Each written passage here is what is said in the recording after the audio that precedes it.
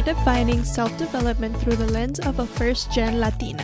Welcome to Tell Me Más, with me, your host, Dina, or how you may know me as Dinapreneur. Chismeando, but always creciendo. Hi everyone, welcome back to Tell Me Más, hosted by yours truly, Dina, or how you may know me as Dinapreneur. This is a podcast focused on self-development through the lens of a first-gen Latina, but not only will we talk about self-development, no.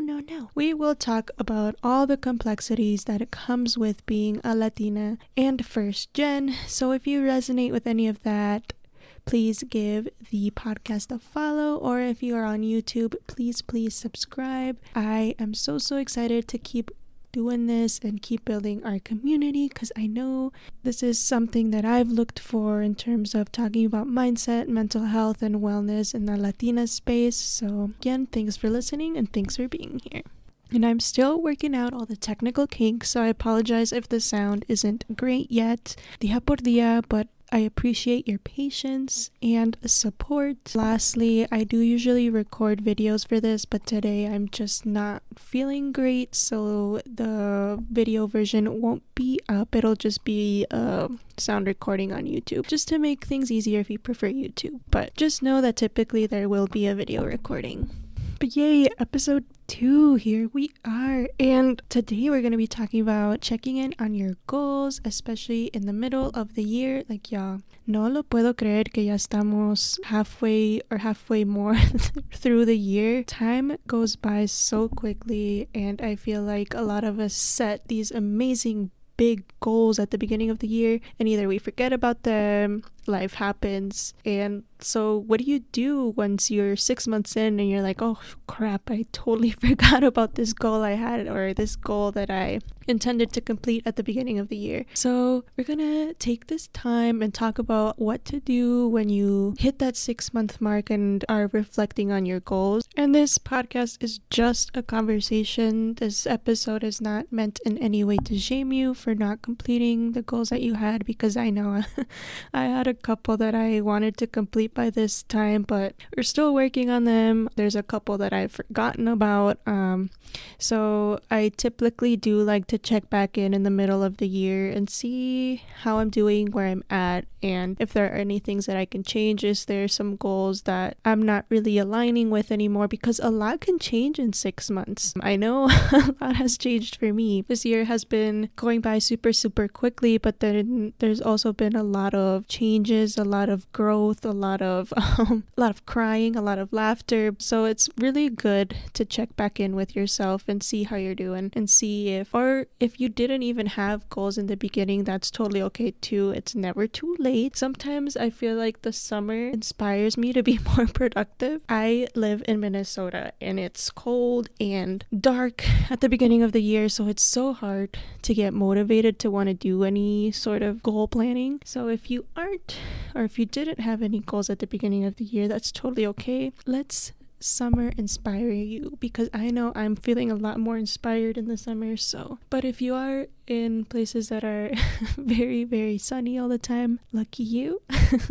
It's never too late to really go back and see what you want to work on. And I think the middle of the year is another beginning, so another fresh start, if you will. So we already know it's important to set goals, so I'm not going to preach too much about that, but I want to more so talk about how to do it properly and how to do it without getting overwhelmed or getting beat up over it, because as a fellow perfectionist, I get too caught up in trying to do too many things at once, and when I don't complete any of it, I feel totally terrible about myself. So we're going to talk about how to really do it properly and not in a way that's going to lead to burnout or self-deprecation.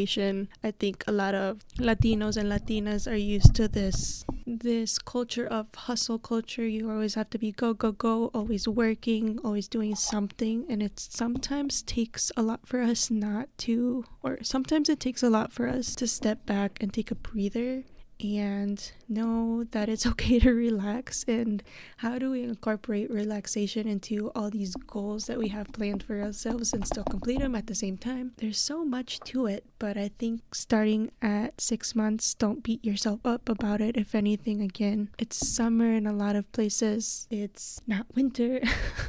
So it's a little bit more inspiring to take that first step and get started. So let's get to it. Okay, let's start with, if you had made some goals towards the beginning of the year, I want you to get those out and just look at them and reflect on them. Whether you wrote them down in a notebook or typed them up, just bring them out. I'm sorry if you're driving, but maybe try to think of the goals that you set at the beginning of the year. That's fine too. And so you're 6 months into these goals. How are you feeling about them? Have you gotten any closer to them? Do you feel like they don't resonate with you anymore? Do you feel like they were too big of a goal to set 6 months into the year? Those are a couple of questions to ask yourself, how you're feeling about your goals, and to check in with yourself. For example, I set a goal at the beginning of the year to go to more events where I would meet new people, and I think that's still a goal that I very much resonate with 6 months in, and I think I've done an okay job. Could I have done better?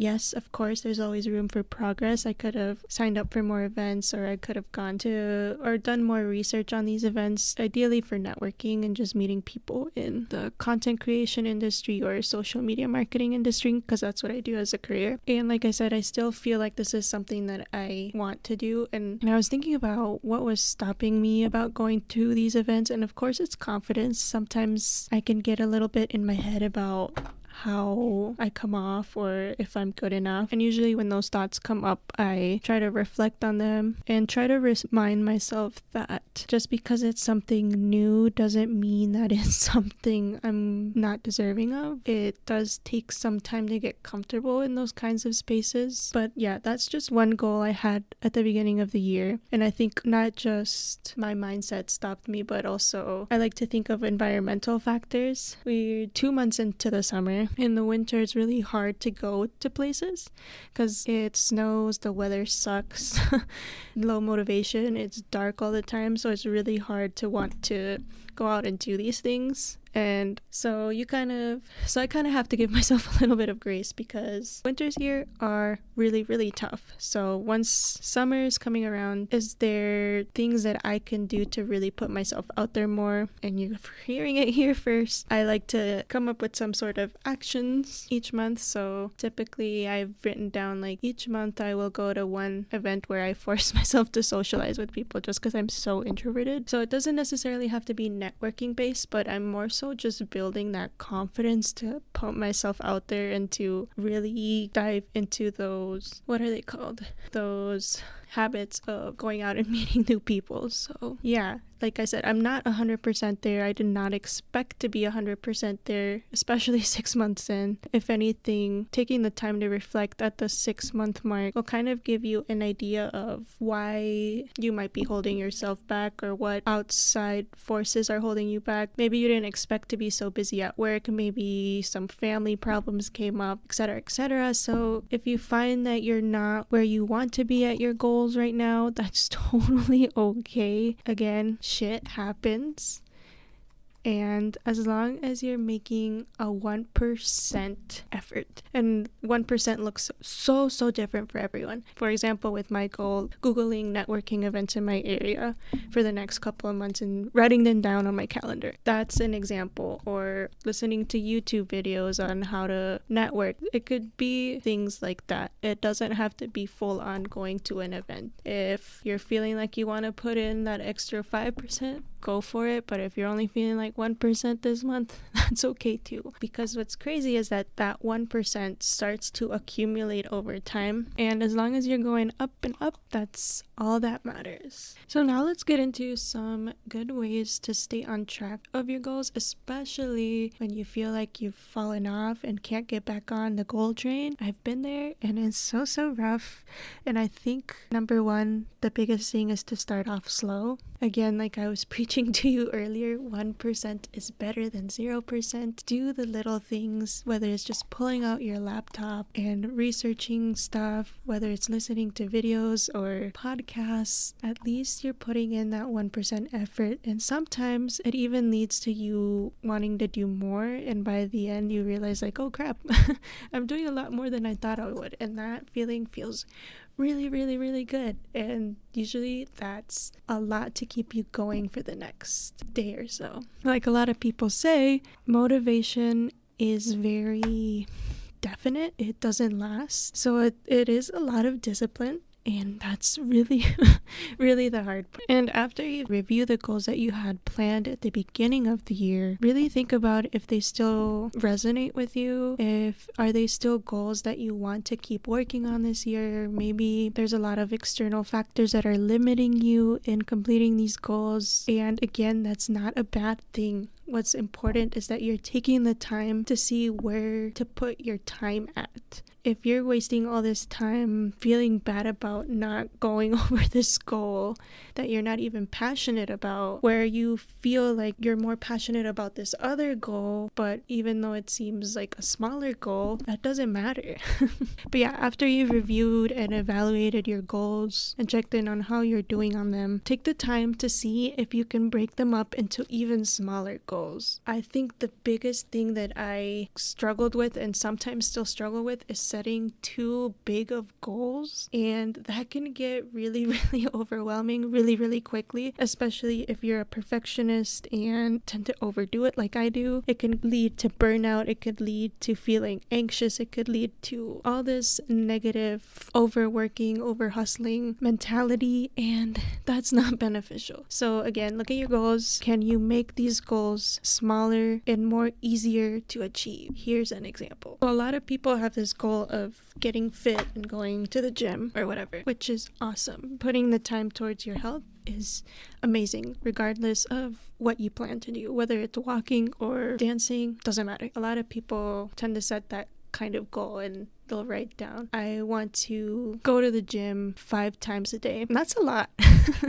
Not 5 times a day, 5 times a week. 5 times a week is a lot, especially if you're coming from a place where you haven't gone to the gym in a really long time. That's like almost going to the gym and reaching for the 100-pound dumbbells when you should be starting lower. You get what I'm saying? Don't overwhelm yourself, because you're just setting yourself up for failure at that point. And no. So here's what to do instead. Is your goal actually to go to the gym, or is it to just be more healthy and build on your strength, for example? Just because the gym is a popular way to be fit doesn't mean that has to be the route you have to go. If you prefer going to Zumba classes or do swimming or roller skating, running out by the lake, those are other activities for you to do. So really take the time and reflect on whether or not the goal you are setting for yourself is the right goal. Number 1. Number 2, if the goal is too big, scale it down. Like I was saying, going to the gym 5 times a week is a lot. Maybe if you haven't gone in a while, start off with going once a week and get really specific. I will go to the gym once a week for 10 minutes. And if you decide to stay there longer, that's okay too. You're making it a really, really easy goal to achieve, and you're going to feel really good for going in the first. And that type of mentality doesn't just go for fitness related goals, it goes for any kind of goal. Even if you're trying to read more, break it down. If you're trying to read a lot of books in 1 year when you haven't read a book since college, again, that's really hard. I'm not saying it's impossible, but you're setting yourself up for a very, very difficult task. And why do you want to do this goal? Why reading? Is it because you want more knowledge, or is it because you miss the actual habit of reading? If it's more like knowledge based, maybe you can consume some of that knowledge through an audiobook or through a YouTube video. So really take the time to deep dive into the reasoning why you are setting this goal. I think that's one of the biggest obstacles that people face, is not taking the time to think about why they're setting the goal in the first place. And also, when you're reflecting on your goals, don't go in it from a mindset of like, oh, I failed once again.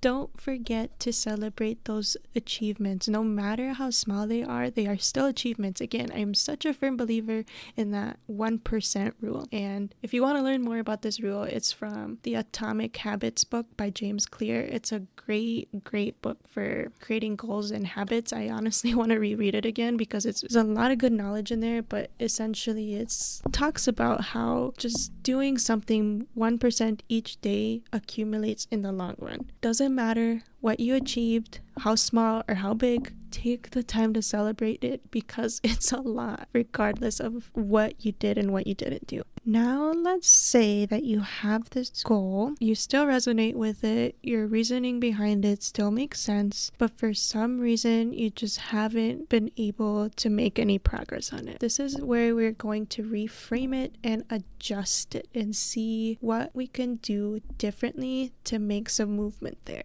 And this is after double checking that the goal is not too big. So once you've actually made the goal into smaller chunks and you still feel like it's going to be too difficult, what are other things that we can do to make sure that you stay on track? I think this is one of the most helpful tips, but hardest to find, is finding someone that's going to keep you accountable, whether it's a partner, whether it's someone that you met online that has a similar goal, your best friend, your family member, someone that's going to keep you accountable to this goal. And I mean literally, like, set up check-in times with them. When do you want them to haggle you about where you are with this goal? Every week, every month, whatever. Having an accountability partner is so beneficial. If you have trouble just getting started, one of the things I like to do is, I think it's called the 5-minute rule. Let's say your goal is let's just go back to the reading one. Your goal is to read more, and you just can't find the motivation to want to open that book. This is where discipline comes in. You're going to set a timer for 5 minutes and just start reading.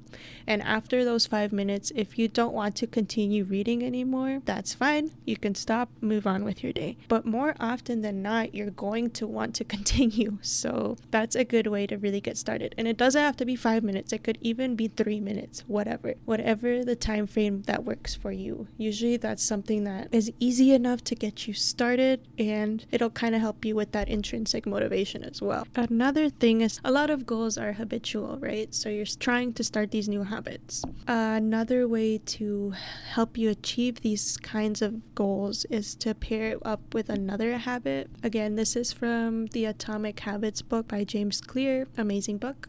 Just plugging it one more time. But I think he talks about wanting to drink more water. If you're a coffee drinker and that's the first thing you drink in the morning, you're going to pair that with water. So you're going to drink a cup of water before you even drink the coffee. So you're already pairing it up with something that you're used to. And by the end of the week, you're going to realize, oh, I'm starting to incorporate this into my everyday habit. So incorporate it into something that you're already used to doing. So if you're used to walking on the treadmill for 10 minutes and you want to read more, maybe read and walk on the treadmill.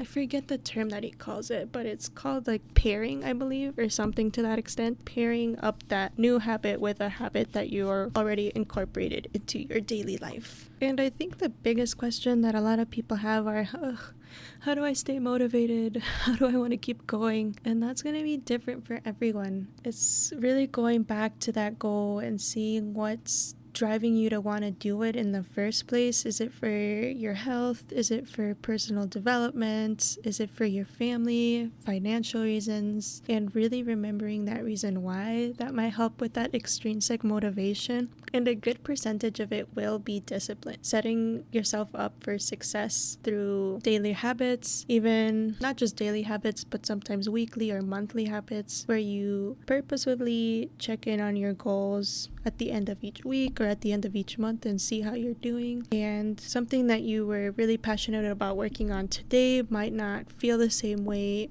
at the end of the month. So it's really important to keep checking in with yourself to see where you're at with your goals and how you're feeling about them. And it's important to differentiate passion and lack of motivation or not feeling like you're good enough. I think that's the biggest setbacks for a lot of people, including myself, is mindset. Some days you feel like you're not good enough, like you can't do it, and that's totally normal. Everyone has bad mindset days.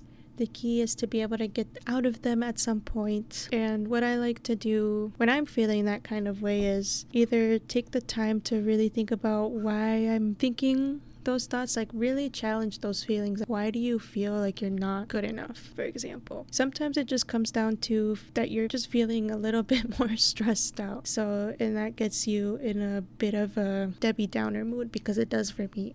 Other times it might even be like, oh, I've been working really, really hard. I think I need a day or two to do something fun and not related to my goal. Because just because you're working on something doesn't mean that you have to work on it every single day, 24/7. You can even dedicate times when you work on it, or days, weeks even. It's just really organizing and keeping in mind that you're not going to be perfect. You're going to mess up, and that's really all. And that's really what the journey is about towards developing these goals, creating new habits, and seeing the success that comes with completing these goals. Sometimes I think another challenge that might arise is sometimes people won't understand your goals, and that's okay. But that's really hard, because a lot of the people that don't understand them are the people that you go towards for support. So it can be really hard to hear when they're like, oh, why are you wasting your time on yendo al gimnasio? ¿Por qué no quieres comer lo que te hice? Etc., etc. At the end of the day, you have to tell yourself that you can't control how they feel about things.